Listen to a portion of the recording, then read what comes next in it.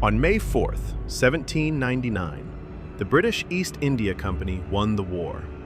Their enemy was dead. Their victory was complete.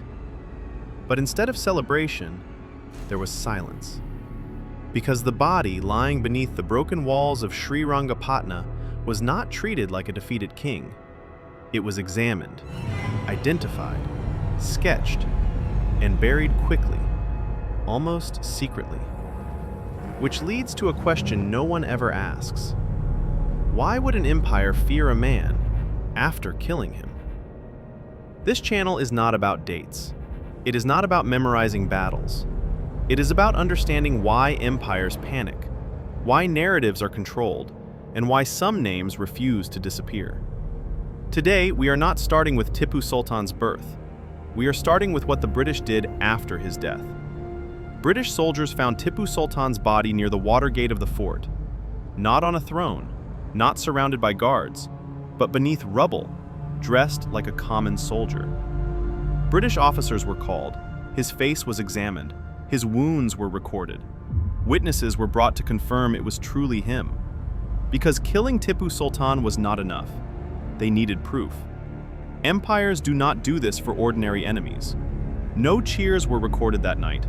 No victory speeches, only reports, measurements, confirmations, as if the war had ended, but something remained unfinished. The British buried Tippu Sultan with respect, but in haste. Not out of mercy, out of calculation. Because a public funeral could turn a king into a martyr, and martyrs are dangerous, especially in a land already angry at foreign rule. One British officer later wrote that Tippu Sultan died as he lived, a soldier. That sentence sounds respectful, but it hides something deeper. They admired him, and admired enemies are the hardest to erase. So now, we reverse time. Not to his childhood, but to his final choice. When the fort was breached, Tippu Sultan was advised to escape. He refused, because surrender was never an option. According to multiple accounts, Tippu Sultan chose to fight on foot, inside his own fort, not as a king, but as a soldier. A famous line is often attributed to him, that it is better to live one day as a tiger than 1,000 years as a sheep. Whether those exact words were spoken does not matter, because his actions matched the idea.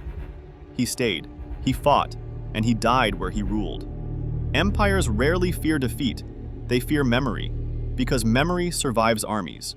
It survives treaties. It survives time. And Tippu Sultan, dead or alive, was becoming a memory that could not be controlled.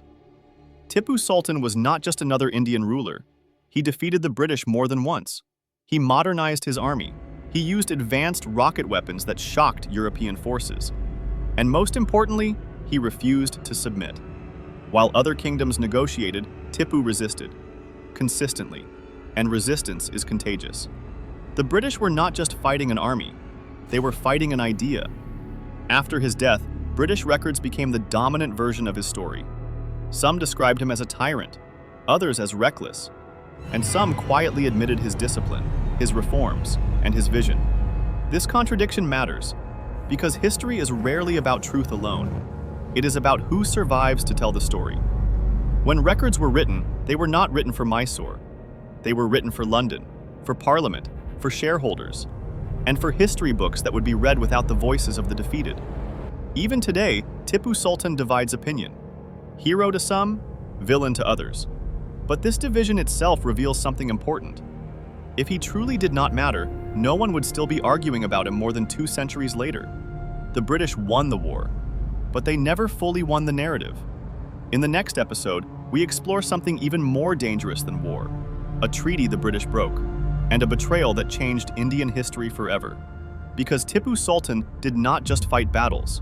He challenged an empire's confidence, and empires never forgive that.